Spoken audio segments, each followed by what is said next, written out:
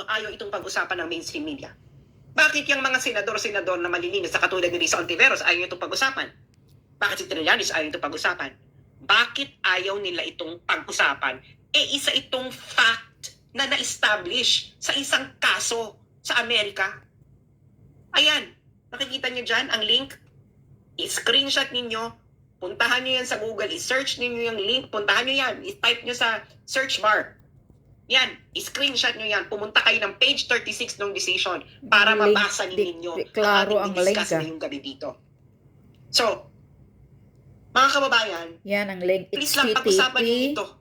Ito ba ay tama? Kakaumpisa mo pa lang ni Martin Romualdez umupo. Ang ginawa niya na ginamit niya ang kanyang pwesto para siya ay magpayaman. This is plunder. Kakaumpisa mo pa lang, Martin Romualdez, nag-commit ka na ng plunder. July, my God, hindi pa umiinit yung titi mo yan sa Kongreso, ginamit mo na yung posisyon mo para sa corruption.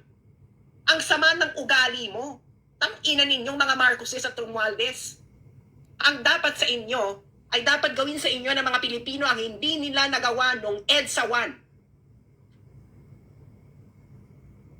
Dapat ipatiwarik. Wala na sana Hawaii na mangyari. Dapat patiwarikin, mga kawatan. Papala rin ang mga Pilipino na maglakas sila ng loob para masipa uli kayong mga magnanakaw na mga Marcoses at Romualdez. Napaka-corrupt ninyo. Correct. Tang ina. Napaka-kawatan. Ayan na, puntahan nyo yan. I-screenshot nyo yung link na yan. I-search ninyo yan. Puntahan nyo yung page 36. Tanungin ninyo mga sarili ninyo, bakit tahimik ang Catholic Church tungkol dito? Bakit tahimik ang mga elite na schools? Ateneo, UST, Lasal. Kasabwat na ba kayo ng mga pagnanakaw ng mga Marcos at Romualdez? Mga mainstream media, ba't tahimik kayo? Fact ito eh.